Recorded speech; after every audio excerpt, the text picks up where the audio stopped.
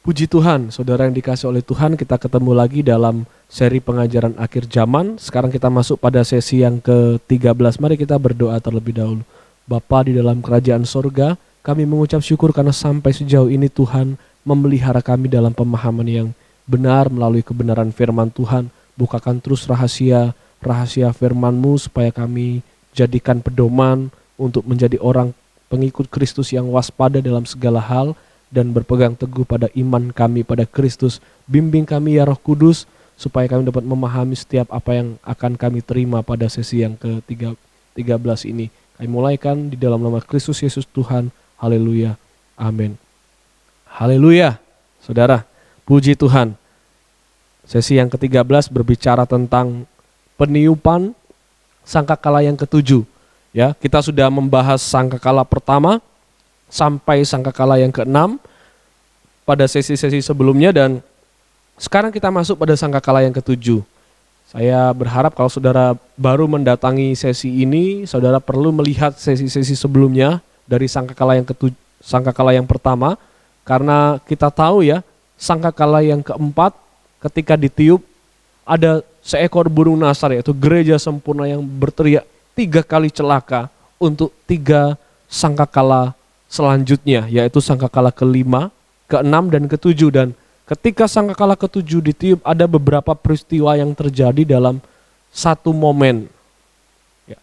Yang pertama adalah kebangkitan orang mati, kemudian pengadilan Kristus, dan momen yang berikutnya adalah pencurahan, penumpahan 7 cawan murka Allah, sehingga itulah yang disebut celaka yang ketiga. Ada cawan murka yang ditumpahkan oleh Tuhan atas dunia.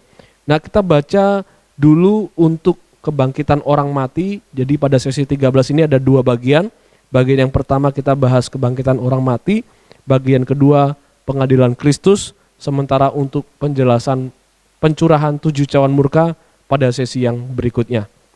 Mari kita mulai pada bagian yang pertama, yaitu kebangkitan orang mati. Kita buka Wahyu pasal 10 ayat yang ke-7. Demikianlah firman Tuhan. Tetapi pada waktu bunyi sangkakala dari malaikat yang ke-7, yaitu apabila ia meniup sangkakalanya, maka akan genaplah keputusan rahasia Allah. Jadi keputusan rahasia Allah digenapi pada sangkakala yang ke-7 seperti yang telah ia beritakan kepada hamba-hambanya, yaitu para nabi. Nah, kita perlu memahami apa yang dimaksud rahasia Allah ini dijelaskan di dalam 1 Korintus 15 ayat 51 sampai 52. Sesungguhnya aku menyatakan kepadamu suatu rahasia, kita tidak akan mati semuanya, tapi kita semuanya akan diubah dalam sekejap mata. Pada waktu bunyi nafir yang terakhir, orang-orang mati dibangkitkan dan kita semua akan diubahkan. Nah, peristiwa ini terjadi ketika nafir yang terakhir dari rangkaian 7 sangkakala. Jadi sangkakala yang ke-7 ini ada beberapa peristiwa, yaitu kebangkitan orang mati dan pengubahan orang yang masih hidup. Sekarang kita perlu ngerti nih, orang-orang mati ini apa semuanya yang dibangkitkan pada sangkakala ke-7 atau hanya orang-orang tertentu, dan siapa yang diubahkan pada waktu sangkakala ke-7 ditiup. Kita buka 1 Tesalonika 4 ayat 16 sampai 17. Demikian firman Tuhan ya. Pada waktu sangkakala Allah berbunyi, maka Tuhan sendiri akan turun dari sorga.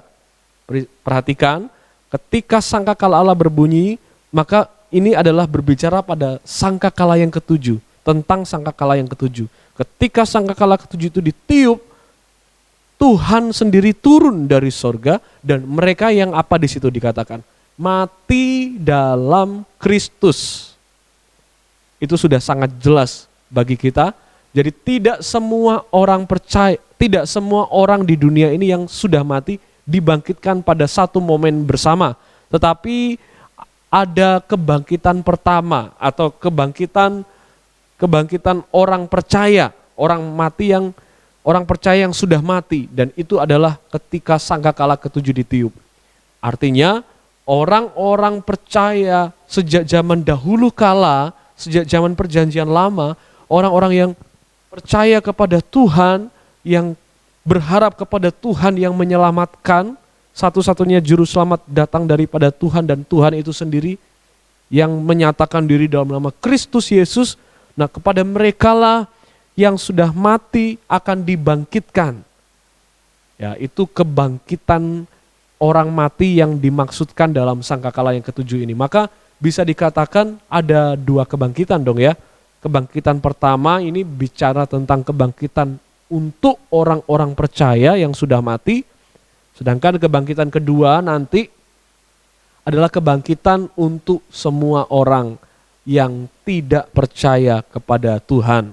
Nah, kebangkitan pertama ini juga sebenarnya ambigu ya saudara ya. Karena yang pertama kali benar-benar bangkit itu kan Kristus.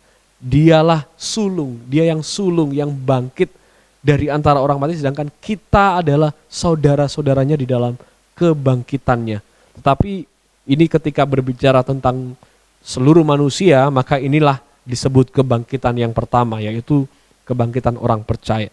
Kemudian yang masih hidup, orang-orang percaya yang hidup di dalam Kristus yang pada waktu itu masih ada, diubahkan. Ya, kita melihat ini ya, dari skemanya 1 Tesalonika 4:16 itu seperti ini. Yesus Kristus datang dari sorga, turun dari sorga, kemudian berada di awan-awan. Ada lagunya ya, lagu Pantekosta klasik. Tuhan datang di atas awan, datang kumpulkan anak-anaknya. Hari yang mulia, Tuhan datanglah, angkat kita semua. Ya, berarti ketika Tuhan datang di atas awan, datang kumpulkan anak-anaknya. Di situ ada reuni akbar dari semua orang percaya. Sejak zaman perjanjian lama sampai peristiwa itu terjadi. Entahkah mereka yang waktu itu yang masih hidup atau yang sudah mati. Semuanya berkumpul di awan-awan menyongsong kedatangan Tuhan. Yang sudah mati dibangkitkan ya. Yang ada dalam Taman Firdaus itu dibangkitkan kembali dengan tubuh kemuliaan. Sehingga kembali menjadi manusia utuh. Manusia tubuh, jiwa dan roh. Sementara yang masih hidup pada waktu itu diubahkan dalam sekejap. Nah, sekarang kita tanya, bukankah gereja yang tertinggal pada waktu itu sudah mati semua? Nggak sampai lama mereka hidup karena Tuhan persingkat umurnya. Kalau gereja yang tertinggal itu semuanya sudah mati terus, berarti nggak ada dong gereja yang atau orang percaya yang masih hidup ketika Tuhan datang. Ada saudara, gereja sempurna.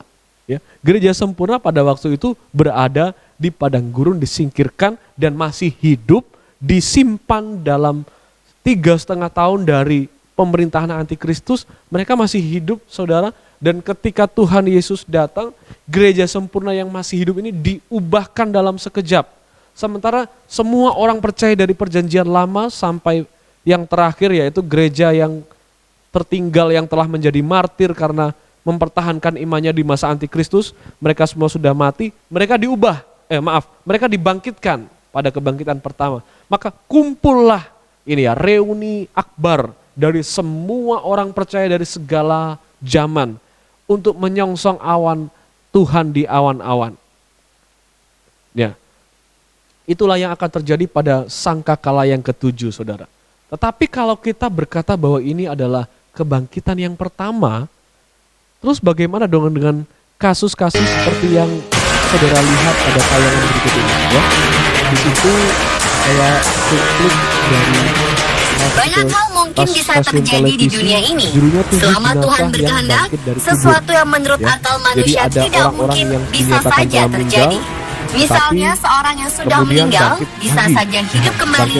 Atau yang ini saudara, berita ini ada seorang warga desa anak Lumbang Kuning, yang Lumbang, dinyatakan meninggal, bahkan sudah sampai dibikinkan acara kedukaannya, tetapi ternyata bocah yang meninggal ini hidup lagi. Ayah sang bocah yang menyadari ada tanda-tanda kehidupan langsung menghubungi tim medis, fenomena namun seperti sayang ini. putri keduanya Katanya tersebut dalam kembali meninggal 1 jam Alkitab, kemudian. baru sangkakala ketujuh, baru kebangkitan itu terjadi.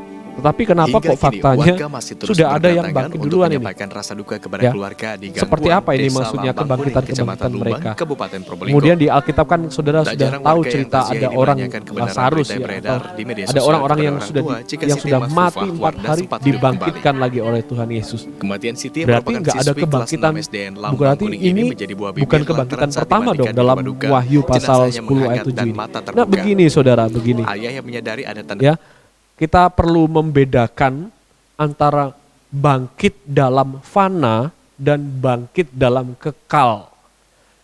Kita menemukan berbagai macam catatan sejarah di dalam Alkitab di mana ada orang-orang yang sudah mati dibangkitkan lagi. Tetapi ketika mereka sudah bangkit, itu sebenarnya mereka masih bangkit dalam kefanaan. Sehingga mereka akan mati lagi nanti.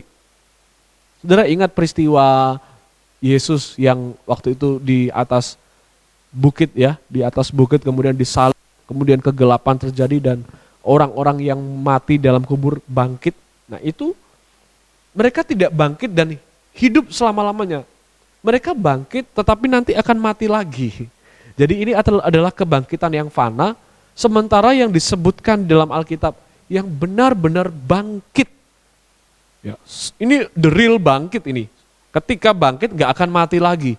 Pertama-tama yang bangkit dari orang mati itu adalah Kristus, Yesus, Tuhan kita yang dari mau 3 hari disimpan dalam kubur kemudian dibangkitkan oleh Allah.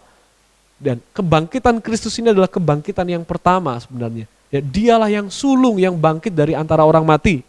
Sementara kita adalah yang kemudian, yang selanjutnya, yang percaya kepada Kristus akan juga dibangkitkan seperti Kristus, bersama-sama dengan Kristus memiliki kebangkitan yang tidak akan mengalami kematian lagi.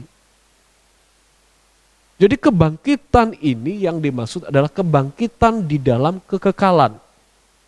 Bukan kebangkitan seperti yang ada di berita-berita sebelumnya tadi, 7 jenazah yang sudah dinyatakan meninggal, hidup lagi, bocah yang sudah dinyatakan meninggal, kemudian hidup kembali. Nah itu mereka adalah mati suri atau kebangkitan-kebangkitan yang fana, yang toh pada akhirnya nanti mereka akan mati lagi atau mungkin sudah mati lagi, sudah meninggal saudara ya orang-orang itu. Tetapi saudara yang dinyatakan oleh Alkitab tentang kebangkitan orang mati, kebangkitan pertama atau kebangkitan orang percaya ini adalah kebangkitan di dalam kekekalan. Kolose 1 ayat 18 dinyatakan Yesuslah yang sulung, yang pertama bangkit dari antara orang mati. Padahal di dalam pelayanan Yesus kan Yesus membangkitkan orang mati. Tapi kok dinyatakan dalam Kolose Yesus yang pertama bangkit dari antara orang mati. Artinya kebangkitannya ini punya paham atau makna yang berbeda dengan kebangkitan-kebangkitan yang fana tadi. Sekali bangkit yang benar-benar bangkit tidak akan mengalami kematian lagi ya. Kebangkitan Yesus ini bangkit dari maut, bukan dari mati suri atau mati fisik. Sekali bangkit tidak akan bangkit lagi. Dan kebangkitan Yesus itu disertai dengan pembentukan tubuh kemuliaan. Itu artinya itu berbeda dengan cerita-cerita kebangkitan yang tadi saudara lihat di berita-berita. Mereka masih bangkit dalam keadaan tubuh yang fana seperti ini ya. Sementara itu tubuh kita yang sekarang itu berbeda dengan tubuh kebangkitan kita. Tubuh kemuliaan yang akan kita terima ketika kita benar-benar akan bangkit. Kalau kita sudah meninggal sebelum Tuhan datang, kita akan diubahkan menjadi orang yang punya tubuh kemuliaan, itu berbeda. Tubuh yang sekarang yang kita miliki itu hina, bisa mengalami kemerosotan. Bukan karena Allah memang sengaja menciptakan tubuh kita bisa merosot dan hina. Tetapi ini adalah dampak dari dosa yang merenggut kemuliaan Allah dalam diri kita, sehingga bahkan efek dosa itu juga sampai atau mempengaruhi tubuh kita, sehingga tubuh kita ini sudah tidak memiliki kemuliaan lagi. Tidak bisa tetap dan tidak bisa kekal, tetapi akan merosot dan kita akan suatu saat dengan tubuh kita yang sekarang akan meninggal. Dan tubuh yang sekarang bisa mengalami kecacatan ya. Dan begini saudara, Sementara tubuh kemuliaan itu sempurna. Nah, saya mau jelaskan soal kecacatan ini saudara, bahwa kita sering mendengar saudara-saudara kita yang disabilitas ya, mereka terlahir dengan tubuh yang berbeda dengan orang-orang pada umumnya. Kita perlu memahami bahwa Tuhan tidak pernah menciptakan manusia dalam keadaan yang terbatas ya, punya keterbatasan yang membuat susah untuk bergerak dan lain sebagainya. Tuhan menciptakan manusia dalam keadaan tubuh yang sempurna. Sebelum pada akhirnya manusia jatuh dalam dosa, maka efek dosa itu bisa mempengaruhi orang-orang yang lahir setelah Adam dan Hawa. Ada yang lahir dalam keadaan fisik yang tidak sama dengan orang-orang pada umumnya, maka itu juga adalah bukan bagian dari keinginan Tuhan atau rencana Tuhan yang sengaja seperti itu kan saudara. Tetapi itu adalah dampak dari dosa, sama seperti kita yang punya tubuh yang bisa sakit. Demikian juga saudara atau teman-teman kita yang lahir dalam keadaan yang terbatas, yang tidak seperti orang-orang pada umumnya. Keterbatasan fisik itu adalah bagian dari dosa, dan ketika mereka percaya Kristus kemudian mati dan nanti dibangkitkan pada kebangkitan orang percaya, kebangkitan pertama, mereka akan bangkit dengan tubuh kemuliaan yang sempurna, bukan dengan tubuh seperti bentuk tubuh yang sebelumnya. Ini menjelaskan kepada kita dan bisa menghibur kita bahwa setiap kita tidak bisa lari dari dampak dosa yang sudah mengakar dalam genetik kita secara fisik, kemudian dalam batin kita dan dalam dunia ini. Dan kecacatan itu saudara, atau ketidaksempurnaan manusia itu bukan hanya pada fisik, tetapi juga ada beberapa orang yang mengalami ketidaksempurnaan pada jiwa ya, atau mental. Kita tahu orang-orang yang tersebut kita sebut sebagai Down syndrome ya. Nah, mereka ini mungkin punya fisik yang lengkap, tetapi sifat mentalnya berbeda dengan orang-orang pada umumnya. Itu juga dijelaskan oleh Alkitab sebagai dampak dari dosa yang memang merusak berbagai macam hal. Termasuk sifat-sifat tertentu. Kalau saudara mempelajari psikologi, di situ ada seperti kecenderungan orang untuk mencuri ya. Saya lupa itu namanya apa. Maksudnya begini saudara, dia itu entah pengen aja nyuri, ngambil gitu, kemudian ada orang yang punya kelainan jiwa seperti fetis dan lain sebagainya, kelainan orientasi seksual dan lain sebagainya. Itu bisa dijelaskan bahwa itu juga adalah bagian dari ketidaksempurnaan kita sebagai manusia yang sedang dan sudah jatuh di dalam dosa. Tetapi semuanya nanti akan disempurnakan oleh Allah.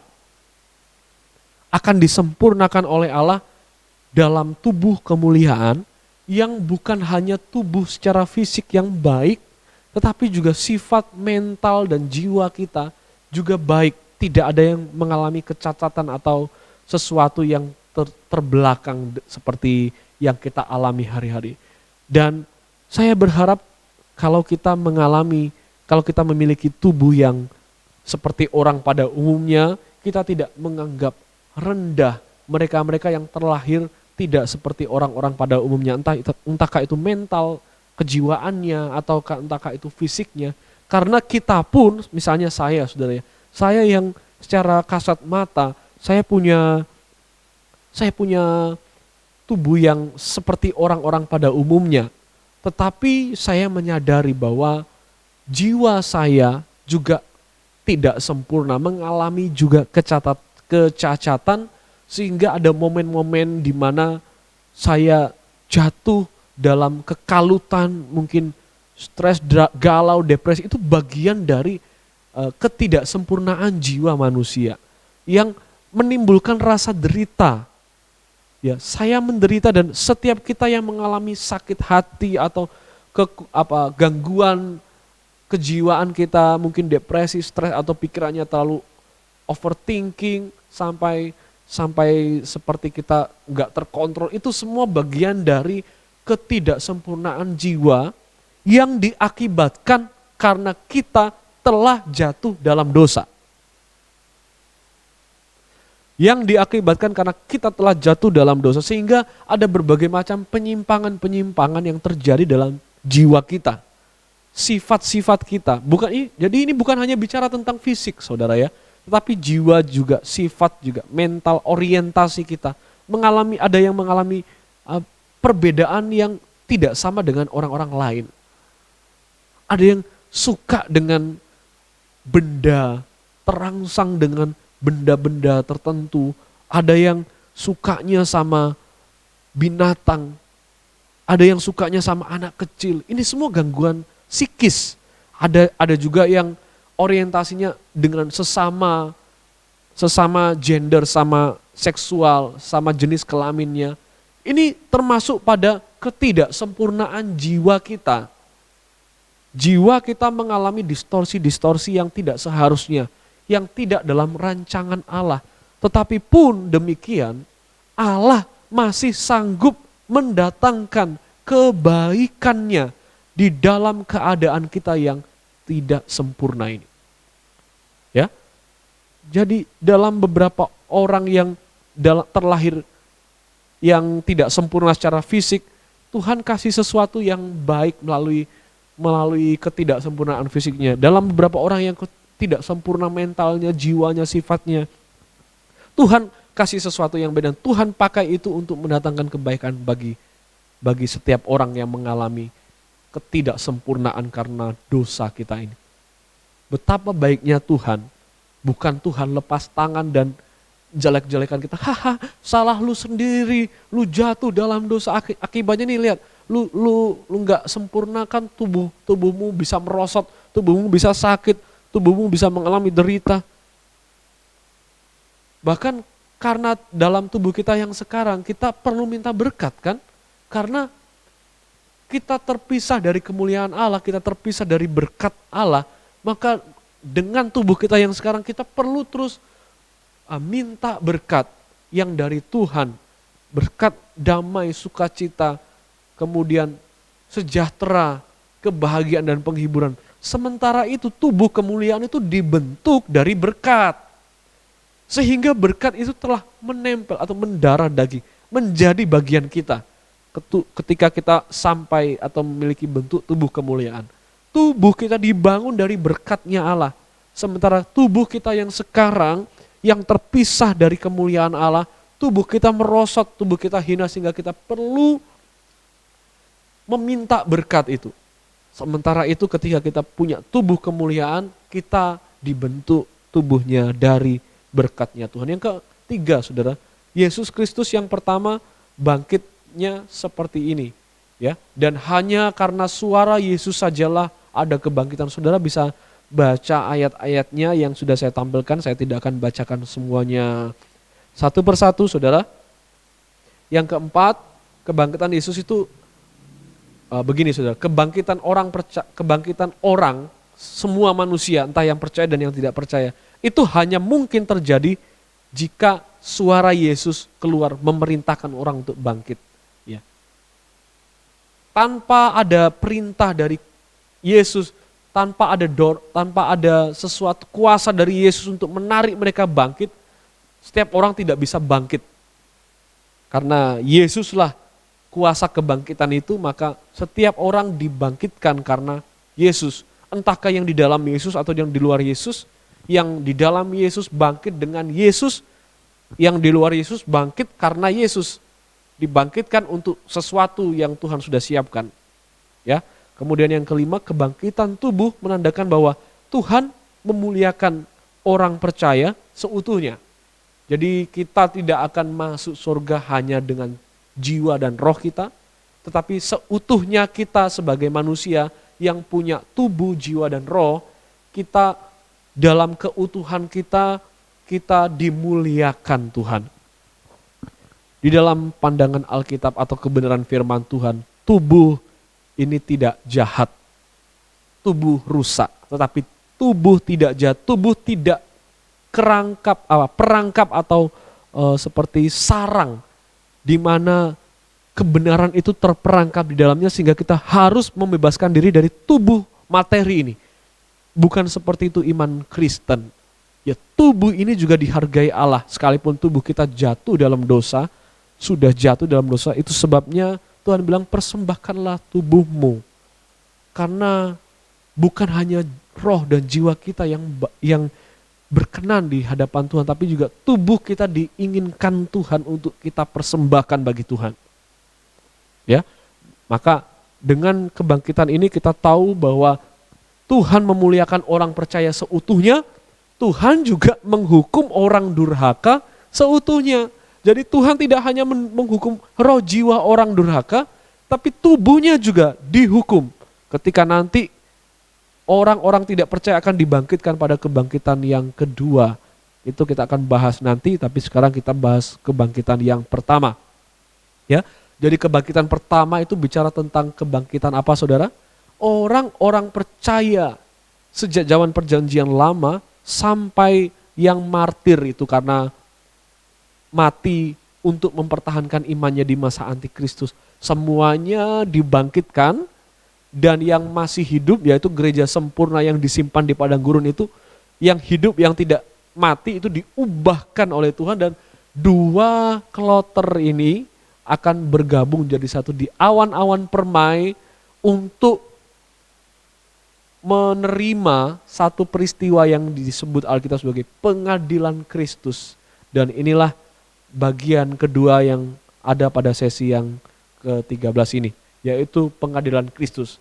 Jadi Tuhan menjemput kita untuk menyongsong Dia di awan-awan permai. Kita semua diangkat ke angkasa, sehingga yang tersisa adalah orang-orang yang durhaka yang ada di bumi dan orang-orang durhaka yang sudah mati dan orang-orang durhaka yang masih hidup yang ada di bumi, yang waktu itu masih tersisa. Sementara kita pengikut Tuhan yang setia, orang-orang yang ditebus oleh darah domba Allah, diangkat ke awan-awan untuk masuk dalam suatu pengadilan yang disebut pengadilan Kristus.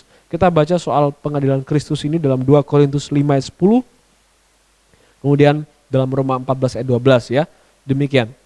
Sebab kita semua harus menghadap tahta pengadilan Kristus, supaya setiap orang memperoleh apa yang patut diterimanya. Demikianlah setiap orang di antara kita akan memberi pertanggungan jawab tentang dirinya sendiri kepada Allah. Apa yang kita kerjakan dalam kehidupan yang sudah diselamatkan oleh Tuhan ini, itu akan dinilai oleh Allah. Jadi kesimpulannya untuk ayat ini, kita tahu bahwa pengikut Kristus juga harus mengumpulkan pahala dengan perbuatan baik. Bukan kita kumpulkan pahala atau upah, kalau bahasa Alkitab, kita bahasa Indonesia itu upah. Bukan untuk kita tukar supaya kita selamat, tetapi pahala-pahala itu akan kita bawa untuk sebagai tanda syukur kita, dan dari situlah kita dinilai oleh Tuhan. Kita lihat 1 Korintus 13 sampai 15. Sekali kelak pekerjaan masing-masing orang akan nampak. Karena apa? Hari Tuhan akan menyatakannya. Jika pekerjaan yang dibangun seseorang tahan uji, ia akan dapat pahala. Jika terbakar, ia akan menderita kerugian, tapi ia sendiri akan diselamatkan, tapi seperti dari dalam api. Artinya saudara, kita semua ditentukan pahalanya atau kemuliaannya oleh Tuhan melalui apa yang kita kerjakan buat Tuhan. Seberapa banyak kita melakukan firman Tuhan, itu semua diperhitungkan oleh Tuhan. Tidak ada jerih payah yang kita kerjakan dalam Tuhan itu sia-sia. Sekalipun kita tidak melakukannya supaya kita selamat, karena kita sudah selamat, tetapi kita melakukannya supaya kita memperoleh yang kita sebut sebagai kemuliaan. Dan kita lihat nanti apa tujuan kita mendapatkan kemuliaan itu. Dan setiap orang punya kemuliaan yang berbeda-beda, tergantung pekerjaan masing-masing atau apa yang mereka lakukan untuk Tuhan selama mereka hidup di dunia ini. Ya, dalam 1 Korintus 15 ayat 41, ada orang yang memiliki kemuliaan matahari, ada yang memiliki kemuliaan bulan, ada yang memiliki kemuliaan bintang-bintang, dan kemuliaan bintang yang satu berbeda dengan kemuliaan bintang yang lain. Diukurnya fungsi dari pahala yang kita kumpulkan adalah menentukan seberapa besar kemuliaan kita. Nah, seperti ini gambarannya ya. Kepada orang yang hidup menuruti kebenaran firman Tuhan, takut akan Tuhan, dia sadar bahwa dirinya sudah ditebus oleh darah Kristus dan dia melakukan semuanya yang terbaik untuk Tuhan, maka Tuhan perhitungkan semuanya dan dia juga bisa dibilang adalah orang yang memiliki kemuliaan matahari. Orang-orang yang tidak terlalu apa ya, kalau bahasa Jawanya ngoyo, tidak terlalu berjeri lelah dalam mengiring Tuhan, mereka mendapat kemuliaan bulan. Orang-orang yang biasa-biasa saja pengiringannya akan Tuhan selamat, tetapi kemuliaannya kemuliaan yang biasa-biasa saja. Dan kemuliaan yang satu berbeda dengan kemuliaan yang lain. Ya, ada setidaknya 5 mahkota bagi gereja yang sudah disempurnakan oleh Tuhan. Entahkah itu yang pada kloter yang pertama ataupun kloter yang kedua ya. Yang pertama adalah mahkota abadi. Ini akan diberikan oleh Tuhan bagi mereka yang menaklukkan manusia lamanya. Nah, tentunya semua ini ada ayatnya saudara, tapi tidak ditampilkan ya di slide. Nanti saya akan tampilkan di deskripsi ya. Mahkota abadi bagi mereka yang menaklukkan manusia lamanya, kemudian mahkota sukacita itu bagi mereka yang memenangkan jiwa-jiwa buat Tuhan Yesus. Ada mahkota hayat bagi mereka yang tahan dalam penderitaan, mahkota kebenaran bagi mereka yang menantikan kedatangan Kristus, mahkota kemuliaan bagi mereka yang bersedia memelihara domba-domba Allah. Ya, ini berbicara tentang tentunya aktivis atau pelayan-pelayan gereja seperti gembala yang bersedia untuk memberikan seluruh hidupnya untuk memelihara domba-dombanya dalam kebenaran firman Tuhan, mendapatkan mahkota kemuliaan. Ada orang yang dapat hanya 1 mahkota, ada orang yang dapat 2, ada orang yang dapat 3, ada orang yang dapat 4 mahkota sekaligus. Nah, ini gambaran mahkota ini tentu tidak sama dengan mahkota yang sesungguhnya. Ini hanya perbedaan gambar mahkota ini hanya gambar untuk menjelaskan, membantu saudara memahami ya. Tapi bukan seperti ini maksudnya. Kita baca 2 Petrus 1 ayat 5 sampai 7. Di situ ada rentetan ya dari kasih semua orang, dari dari iman yang kita miliki kita perlu kembangkan untuk mendatangkan kebajikan. Bagi orang yang memiliki kebajikan dan iman kemudian dikembangkan dengan pengetahuan, itu berbeda dengan orang yang punya pengetahuan, punya nilai hidup dan punya iman tetapi menguasai dirinya dalam segala hal. Bagi orang yang punya penguasaan diri, punya pengetahuan, punya nilai-nilai hidup yang benar dan punya iman pada Kristus, dia mengembangkan ketekunan juga berbeda dengan orang-orang yang hidup dalam kesalehan, kemudian hidup dalam mengasihi saudara sesamanya dan hidup mengasihi semua orang. Ini adalah urutan dari tingkatan yang berbeda. Maksudnya begini saudara, dalam 2 Petrus 1 ayat 5 sampai 7 itu dijelaskan bagaimana setiap kita yang telah diselamatkan itu punya tanggung jawab untuk menambahkan sesuatu dengan kebenaran firman Tuhan pada iman kita. Maka kita tidak hanya yang penting aku percaya Yesus, aku punya iman kepada Kristus, maka aku pasti selamat. Aku enggak usah punya nilai hidup yang bagaimana, enggak usah punya pengetahuan tentang firman, enggak usah menguasai dirinya. Orang yang seperti itu akan kemuliaannya seperti ini ya, kecil. Tapi orang yang punya iman kepada Kristus dan menambahkan nilai-nilai hidup atau kebajikan-kebajikan, itu lebih baik daripada orang yang hanya punya iman. Nah, orang yang belajar firman Tuhan, menambahkan kepada iman, kepada kebajikannya itu pengetahuan, itu lebih baik daripada orang yang hanya punya iman dan punya kebajikan. Orang yang melatih dirinya untuk mengontrol diri, menguasai dirinya, itu lebih baik daripada orang yang hanya punya pengetahuan firman, kebajikan dan juga iman kepada Kristus. Tapi bukan cuma penguasaan diri, tapi juga ketekunan. Karena ada orang yang menguasai diri hanya momen-momen tertentu, nanti jatuh bangun lagi. Tapi kalau orang yang menguasai diri dengan tekun, dengan sungguh-sungguh, dengan setia, itu akan lebih baik daripada orang yang hanya sekedar menguasai dirinya.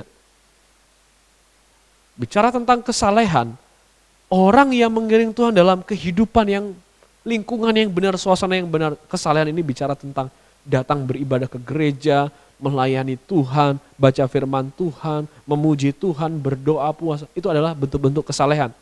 Itu lebih baik daripada hanya pada orang-orang yang menguasai dirinya. Lebih baik daripada orang yang hanya punya iman, kebajikan, dan pengetahuan tentang firman Tuhan tapi tidak pernah datang gereja. Kesalehan lebih baik daripada semuanya itu. Menambahkan kepada kesalehan itu kasih kepada saudara-saudaranya itu lebih baik daripada hanya saleh. Maksudnya begini saudara, saudara bisa setia ke gereja, datang gak pernah absen, tapi saudara tidak pernah mengasihi sesama saudaranya di dalam gereja. Maka saudara yang saleh tapi tidak pernah mengasihi saudaranya itu lebih tidak baik daripada orang yang saleh plus ditambahkan mengasihi saudara-saudaranya di dalam persekutuan. Dia orang yang mengasihi saudaranya itu pasti saleh, tekun, menguasai diri, punya pengetahuan dan kebajikan dan punya iman. Tapi tidak berhenti sampai di situ. Orang bisa hanya ramah dengan orang sesama imannya, sama saudaranya di gereja, tapi di luar sana dia acuh tak acuh dengan orang-orang yang belum percaya Yesus. Dia punya iman, punya kebajikan, punya pengetahuan, punya penguasaan diri, punya ketekunan, punya kesalehan, punya kasih terhadap saudara-saudara, tapi tidak punya kasih terhadap semua orang.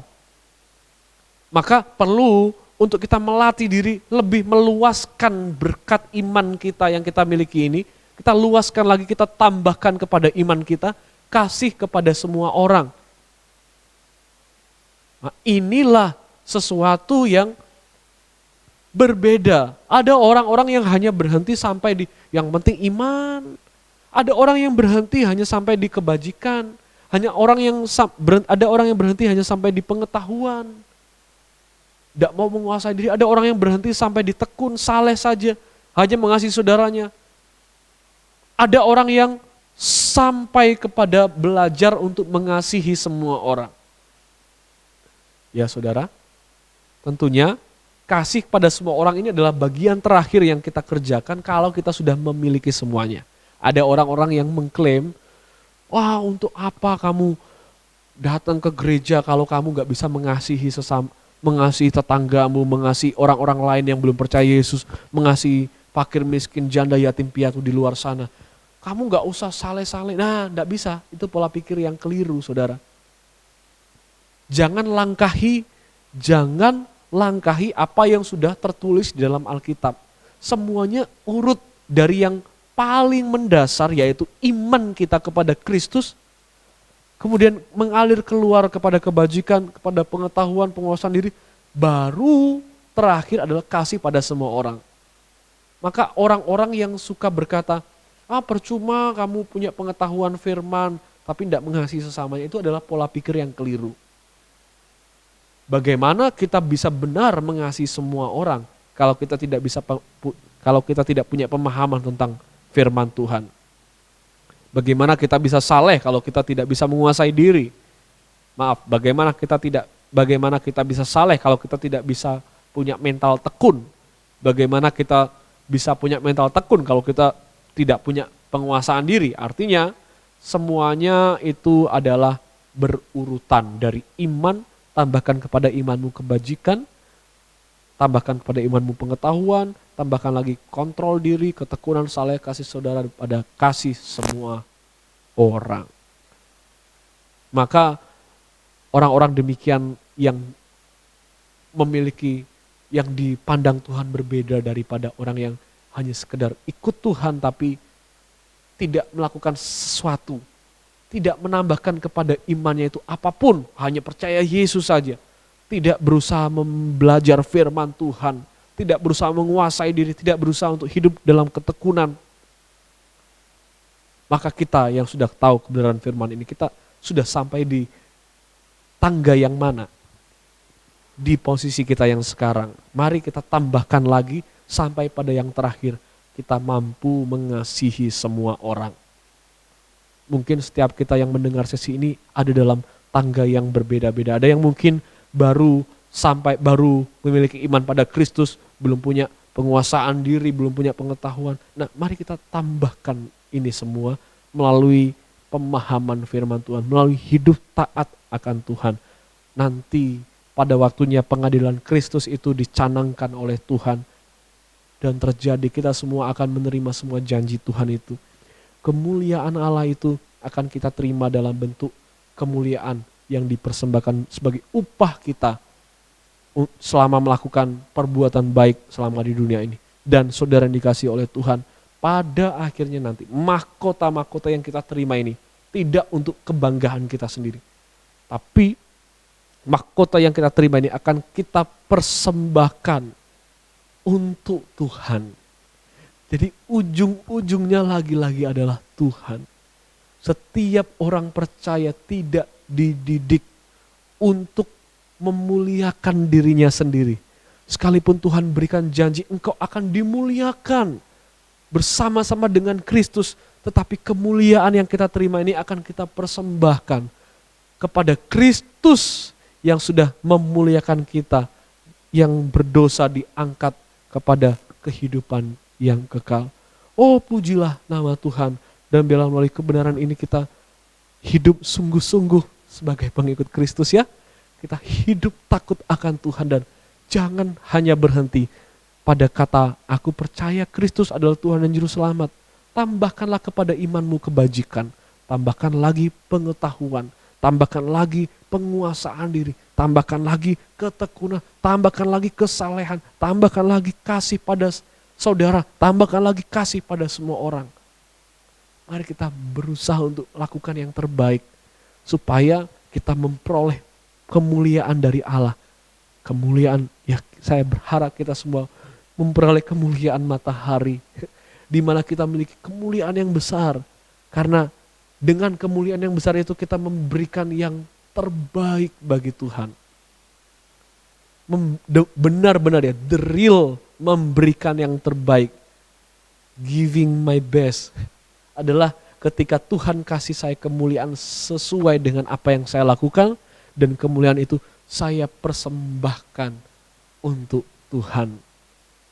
Mari kita berdoa. Terima kasih Tuhan Yesus, kami mengucap syukur buat kebenaran firman-Mu. Ajarkan kami untuk tidak hanya menjadi percaya kepada Tuhan, tetapi juga menambahkan kepada iman kami kebajikan, pengetahuan dan lain sebagainya seperti apa yang Tuhan sudah firmankan pada kami.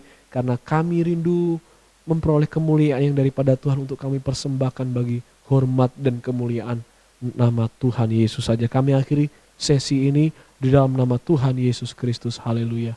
Amin. Puji Tuhan, kasih Tuhan menyertai kita senantiasa.